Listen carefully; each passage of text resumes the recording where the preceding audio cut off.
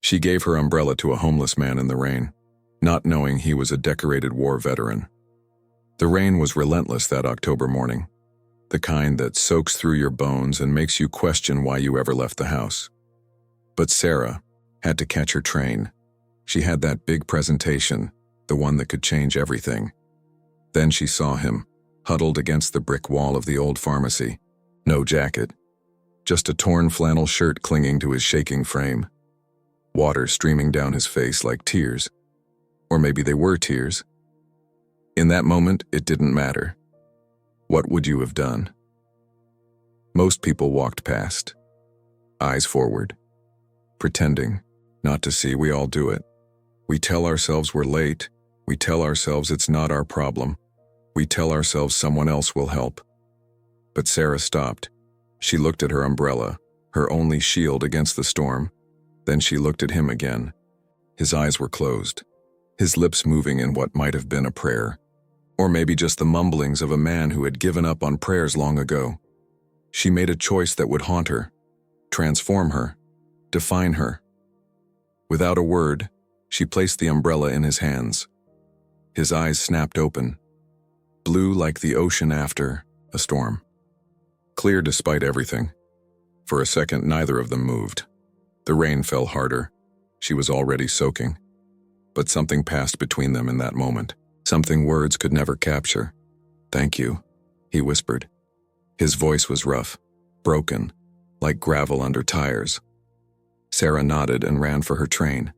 By the time she reached the platform, she was drenched, her carefully styled hair ruined, her presentation notes smeared. But she felt something she hadn't felt in years. Purpose, like she had finally done something that mattered. She never made it to that presentation. Have you ever wondered about the stories we don't see? The lives hiding behind cardboard signs and empty eyes? That man's name was Marcus Thompson. And 30 years ago, he wasn't sitting on cold concrete. He was standing on foreign soil, rifle in hand, heart in throat, watching his brothers fall around him like autumn leaves. He saved 17 lives that day. 17 mothers got their sons back. 17 families stayed whole, because Marcus Thompson decided his life was worth less than theirs. He ran through gunfire, carried men twice his size, took 3 bullets that were meant for others. The medals came later, the Purple Heart, the Bronze Star, words on paper that could never capture the weight of what he carried home. But medals don't stop nightmares. They don't silence the screams that echo in your head at 3 a.m. They don't bring back the friends who didn't make it. They don't fix the parts of you that broke over there and never found their way back together. Marcus came home to a hero's welcome. Parades, handshakes. Thank you for your service. But when the fanfare faded, when the flags were folded and stored away, he was alone with his ghosts. The war followed him home. It always does. It hides in fireworks that sound like explosions, in crowds that feel like ambushes, in sleep that brings no rest. He tried to fight it. God, how he tried. But some battles can't be won with courage. Some enemies live inside your own mind. The job went first. Then the house. Then the family who couldn't understand why he woke up screaming. Why he couldn't just move on. Why he wasn't the man who left for war all those years ago. How do you explain that the man who left never really came back? The morning after Sarah gave away her umbrella, she couldn't stop thinking about those eyes. Blue, like the ocean after a storm. What kind of storms had those eyes seen? What stories lived behind them? She had missed her presentation, lost the promotion. Her boss had been furious. Where were your priorities? He had asked. Where indeed? But for the first time in her corporate climb, she didn't care about the corner office, the salary bump, the prestige. All of that felt suddenly small, insignificant, like she had been climbing the wrong mountain all along. She went back to find him. Day after day, she returned to that spot by the pharmacy, but Marcus was gone, vanished like morning mist. She asked the other homeless, the shop owners, anyone who might have seen him. Most shrugged. One old woman selling flowers whispered, "That one don't stay in one place long. Too many demons chasing him." What makes someone search for a stranger? What invisible thread connects two souls in a single moment of kindness? Sarah couldn't explain it. Not to her friends who thought she'd lost her mind. Not to her family who worried she was having some kind of breakdown. Not even to herself. All she knew was that something had shifted that rainy morning. A door had opened that she couldn't close. She started volunteering at shelters, started really seeing the faces she had walked past for years. Each one had a story.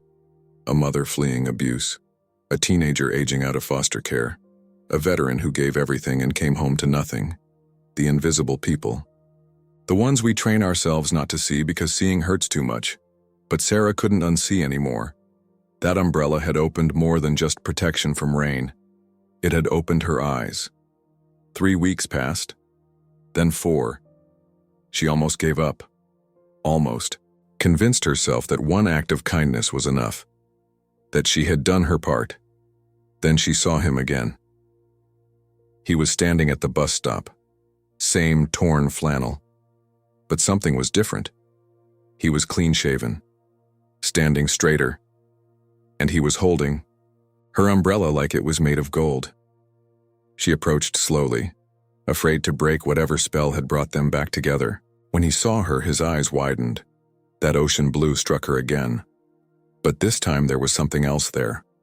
Recognition. Maybe even hope. "I've been looking for you," they both said at the same time. The words hung between them like a bridge. Marcus reached into his pocket and pulled out a crumpled piece of paper. His hands shook as he smoothed it out. It was a photocopy of a newspaper article, faded, worn from folding and unfolding. The headline read, "Local Hero Saves 17 in Ambush." The photo showed a younger Marcus, proud, unbroken, surrounded by the men he saved. "This was me," he said quietly. "Before." Sarah took the paper gently. Read every word. Tears she didn't expect blurred her vision. This man, this forgotten hero sitting in the rain, he had given everything. And society had given him concrete to sleep on. "Why are you showing me this?" she asked. Marcus looked at the umbrella, then back at her. "Because for 3 weeks this umbrella was the first thing anyone had given me in years that wasn't spare change or pity. You looked at me. Really looked. Like I was still human. Do you know what it means to be seen? Really seen? Not just glanced at, not just noticed, but seen for who you are beneath the surface. I used to save lives," Marcus continued. "Now I can't even save my own. But that morning, your kindness made me remember who I used to be. Made me want to try again." Sarah stood there, rain starting to fall again, but neither of them moved to open the umbrella. "I went to the VA hospital," he said, finally, after years of avoiding it, thinking I didn't deserve help, that I should be stronger. But your umbrella, it made me think maybe I was worth saving too. Sometimes the smallest acts create the biggest waves. What happened next changed both their lives forever. Sarah didn't just walk away. She didn't pat herself on the back for inspiring someone and return to her regular life. She sat down on that bus bench, in her expensive suit, next to a homeless veteran, and she listened. Really listened. Marcus told her about the nights, the endless, sleepless nights where faces of the dead visited him. Friends, enemies, children caught in crossfire. He told her about the medication that numbed the pain but also numbed everything else. The therapy that helped but couldn't erase. The family that tried but couldn't understand. They wanted the old me back, he said. But that guy died overseas. What came home was something else. Something broken. How many of us are walking around, broken, pretending to be whole? Sarah shared her own emptiness. The success that felt hollow. The achievements that impressed everyone but herself. The life that looked perfect from the outside but felt like a beautifully decorated prison. 2 strangers on a bench, one who had lost everything visible, one who had gained everything visible but lost herself. "I used to think purpose meant climbing. Higher," Sarah said. Corner office, 6 figures, respect. But that morning, giving you my umbrella felt more meaningful than any deal I've ever closed. Marcus smiled. A real smile, the first in years. Maybe we're both finding our way back to who we're supposed to be. They met every week after that. Same bench, rain or shine. Marcus was getting help, real help, therapy, medication that worked, a support group of other veterans who understood the weight of survival. Sarah was changing too. She left the corporate world. Started a nonprofit, not because it was noble, but because she couldn't pretend anymore that making rich people richer was her purpose. The umbrella became their symbol. Marcus carried it everywhere, even on sunny days. A reminder that kindness exists, that second chances are possible, that sometimes a stranger sees your worth when you can't see it yourself. But this story doesn't end with 2 transformed lives. It explodes into something neither of them saw coming. 6 months later, Sarah's phone rang at midnight. It was Marcus, but he wasn't calling about himself. "There's a kid," he said. "At the bridge. I think he's going to jump." Sarah drove through the darkness, heart pounding. Marcus was already there when she arrived, standing 20 feet from a teenager balanced on the railing. The boy couldn't have been more than 16. Skinny. Shaking. Lost in a pain too big for his young shoulders. What do you say to someone standing on the edge? What? Words can pull a soul back from the brink? Marcus approached slowly. He didn't speak at first. Just stood there, present. After an eternity, he said, "I've been where you are." The kid laughed, bitter, broken. "You don't know anything about me. I know you're hurting so bad that falling seems better than feeling. I know everyone says it. Gets better, but right now better feels like a lie. I know you think nobody would care if you're gone." The boy turned slightly, tears streaming. "Nobody does care." Marcus held up the umbrella, that simple, black umbrella. 6 months ago, I was dying in the rain, not on a bridge, just dying slowly on the streets. Invisible. Worthless. Then a stranger gave me this. He told the story. Their story. Sarah stood back, watching this man who had saved 17 lives prepare to save one more. But this time, he wasn't using strength or weapons. He was using vulnerability, truth, the power of someone saying, "I've been in the darkness too." "She saw something in me I couldn't see," Marcus continued. "Now I'm here, seeing something in you. You matter. Even if you can't feel it right now, you matter." The longest minutes of their lives passed. Then the kid climbed down, collapsed into Marcus's arms, sobbing, alive. Sarah called for help. Real help, not police, but counselors trained in crisis. People who understood that sometimes the bravest thing you can do is ask for help. Later, at the hospital, the boy's mother arrived, fell to her knees, thanking them through tears. Her child was alive, her baby was still here. Because a veteran who couldn't save himself 6 months ago found the strength to save someone else. Because an umbrella started a chain reaction of grace. Word spread about what happened on the bridge, not through news stations or social media, but through the whisper network of the broken and healing. Other veterans started reaching out to Marcus, not for him to save them, but to join him in saving others. They formed an informal group, meeting in parks, under bridges, wherever the forgotten gathered. They called themselves the Umbrella Brigade. Each member carried one. Black umbrellas like shields against more than just rain. They walked the streets at night, looking for the lost, the ones considering permanent solutions to temporary pain. Veterans who understood darkness helping others find light. Sarah's nonprofit grew around them, not another charity that threw money at problems from a distance, but something different, something that understood that sometimes the best therapy isn't in an office. It's in purpose, in using your pain to ease someone else's. They created teams, veterans paired with teenagers, both fighting invisible battles. both learning that their scars could become someone else's roadmap to healing. You want to know the miracle? The kid from the bridge joined them, started talking to other teens about why he almost jumped, how close he came, what pulled him back. His story saved 3 other kids that first year, 3 families that stayed whole, 3 futures that weren't cut short. But here's what nobody talks about when they tell inspiration stories. Healing isn't a straight line. It's not a movie where everything gets better after the climactic moment. Marcus still had bad nights, nights where the ghosts were loud and the umbrella felt like a lie. Sarah still questioned if she was making any real difference. The kids still fought the darkness, they all did. But now they didn't fight alone. They had each other. They had purpose. They had proof that the smallest acts can ripple outward in ways we never imagine. One night, a reporter found them, wanted to do a story. Local heroes save lives. That kind of thing. Marcus refused. "We're not heroes," he said.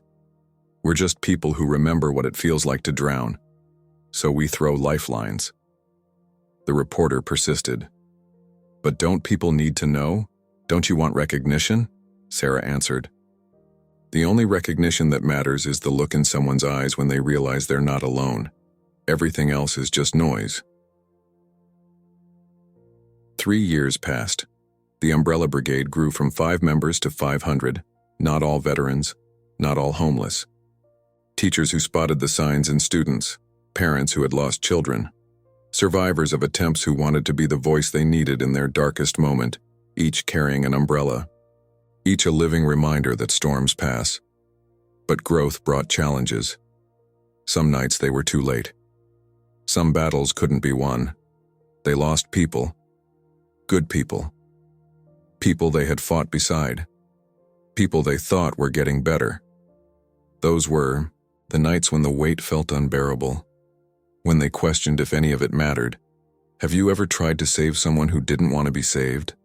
Have you ever watched someone you care about choose the darkness despite every light you tried to show them? Marcus almost quit after they lost Tommy, another vet, a friend, someone who had been doing better, laughing again. Then one Tuesday he was gone. No warning, no goodbye, just gone. Marcus destroyed his apartment that night, threw the umbrella across the room, screamed at God or the universe or whatever was listening. What's the point? He raged at Sarah. We save one, we lose one. The darkness always wins in the end. Sarah didn't have answers. Platitudes felt like insults to grief that raw. So she just sat with him, let him rage, let him break. Then, when the storm passed, she said what he had said to that kid on the bridge. I see something in you that you can't see right now. You matter, even if you can't feel it. They attended Tommy's funeral together. The Umbrella Brigade filled the church. Black umbrellas like a forest of hope among the grief. Tommy's mother approached Marcus after, pressed something into his hand. It was a note, Tommy's handwriting. If you're reading this, I lost the fight. But I need you to know, you gave me 3 more years. 3 years I got to see my daughter grow. 3 years of sunrises I almost missed. The darkness won today, but only because you helped me fight it for so long. Keep fighting for others, some of us make it because of you, Marcus sobbed. Sarah held him. The brigade surrounded them. A circle of understanding, of shared pain and shared purpose. That's the truth about saving lives. Sometimes you're just buying time. But what precious time it is. The pivotal moment came on another rainy October morning. 4 years after Sarah gave away her umbrella, a young woman stood on the same corner where Marcus once sat. Different person, same despair. She was holding a sign that broke Sarah's heart, invisible to everyone but the rain. This time, Sarah didn't just give an umbrella. She sat down beside her. Tell me about the invisible, she said. The woman's name was Diana, former nurse. Lost her job after reporting abuse at the facility. Blacklisted, evicted. Family exhausted their resources trying to help. Now she was here, on concrete. wondering how someone who used to save lives could no longer save her own. Sound familiar? The patterns of loss are often the same. Good people, trying to do right, crushed by systems bigger than themselves. Sarah made a call. Marcus arrived within minutes. Then others. The brigade surrounded Diana, not with pity, but with recognition. Here was another warrior, wounded but not defeated, lost but not worthless. They didn't just offer shelter, they offered purpose. Diana joined the brigade that day. Her medical knowledge became invaluable. She created street clinics, taught basic first aid, helped veterans navigate the medical system that had failed her, but could still save them. Within 6 months, Diana had helped establish 7 free clinics. Her idea, if the system won't help the invisible will help each other. Nurses who had been fired for whistleblowing, doctors who lost licenses for refusing to play politics. They found new purpose in parking lots and under bridges, healing without red tape. But here's where the story takes an unexpected turn. Diana's former employer, the one who had destroyed her life for speaking truth, his daughter attempted suicide. Overdosed on pills. The hospital saved her body but couldn't reach her mind. She was catatonic, refusing to speak, refusing to engage, dying slowly from the inside out. Guess who her father called in desperation?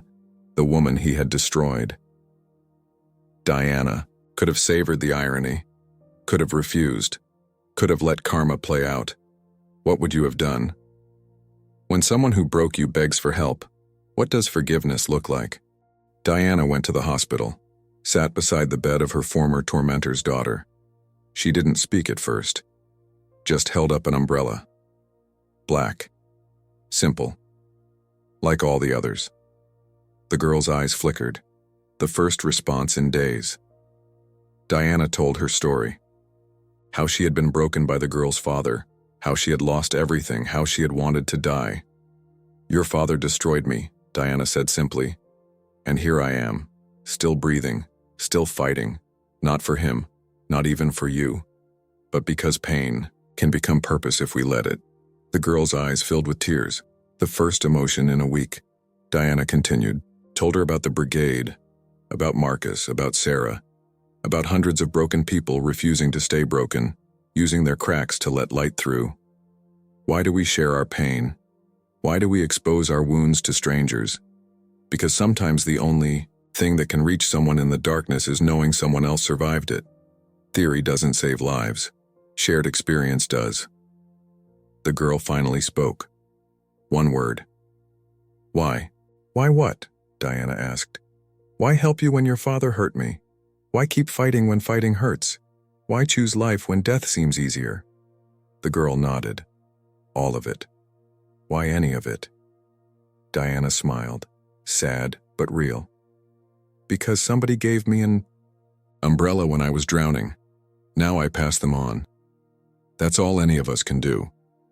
Pass on what saved us." She left the umbrella on the bed and walked out. 3 days later, the girl started talking, started therapy, started the long road back. Her father found Diana, tried to apologize, offered money, job reinstatement, anything to ease his guilt. Diana refused it all. "I don't need your guilt," she said. "I found something better. I found purpose." But she did accept one thing. His funding for the street clinics, anonymous, substantial, enough to help thousands. He never spoke of it. Neither did she. But sometimes redemption comes in silent checks and second chances. The ripples kept spreading, each umbrella creating new circles in the pond of human kindness. 5 years after that first rainy morning, something unprecedented happened. The city called a press conference. The mayor stood at the podium. Behind her, 50 members of the Umbrella Brigade. Marcus front and center. Sarah beside him. Diana, the kid from the bridge, now a young man. Others, each holding their black umbrella. 5 years ago, the mayor began, our city's suicide rate was among the highest in the nation. Today it's dropped by 60%. Not because of policies, not because of funding, but because of people. People who turned their pain into purpose. She announced a partnership. The city would fund Umbrella Brigade training, make it official, put resources behind what had been bootstrap kindness. Some members worried. Would structure kill the spirit? Would bureaucracy contaminate the beauty? Marcus stepped to the microphone. Still uncomfortable with attention, still carrying combat in his shoulders, but steady now, purposeful. "We accept," he said, "but on our terms. No offices, no red tape. We stay on the streets. We stay with our people. You can fund us. You can't change us." The crowd erupted. Media went wild. Homeless veteran leads revolutionary mental health program. Umbrella Brigade goes national. The story you're hearing now spread across the country. But here's what the headlines missed. That night, Sarah and Marcus sat on their bench. The same bench where two broken people had found each other. The rain was falling, just like that first day. They sat in comfortable silence. Two lives completely transformed. Hundreds saved, thousands touched. "Did you ever imagine?" Sarah asked. "When you gave me that umbrella?" Marcus laughed. Really laughed. "I thought I was going to die that week. Your umbrella just seemed like a nice thing to have for the end. What changed?" He thought for a long moment. "You saw me. Not my situation, not my failures, me. That hadn't happened in so long, I'd forgotten what it felt like to be human." "When was the last time you really saw someone? Not glanced, not noticed." "But saw? The umbrella was just an object," Sarah said. "It could have meant nothing. Or everything," Marcus countered. "Depends on what you do with it." They sat until the rain stopped, then walked the streets, looking for the next person who needed to be seen, the next life waiting to be saved, the next ripple in an endless pond of possibility. Today, the Umbrella Brigade operates in 57 cities, thousands of volunteers, each carrying the same simple tool, each a living reminder that the smallest acts can change everything. They've saved over 10,000 lives, not through grand gestures, but through presence, through seeing, through the radical act of giving. Damn, Marcus still struggles some days. PTSD doesn't vanish because you found purpose, but now he has tools. Community. Meaning. He saves lives not despite his brokenness, but because of it. His wounds became wisdom. His trauma became a bridge to others' healing. Sarah runs the national organization now. Not from a corner office. From the streets, from shelters, from wherever the broken gather and need to be reminded they're not disposable. She never got that promotion, never made partner. Instead, she found something money can't buy. Purpose that makes you jump out of bed instead of dragging yourself to another meaningless meeting. Diana has trained over 500 street medics. Her clinics have treated thousands. All because one woman refused to let injustice have the last word. She took what broke her and built something beautiful from the pieces. The kid from the bridge? He's 21 now. Speaks at high schools. Shows teenagers his scars. Not with shame. With proof that survival is possible. That the permanent solution they're considering would rob the world of all they have to offer. He's saved 43 kids personally. 43 families that stayed whole.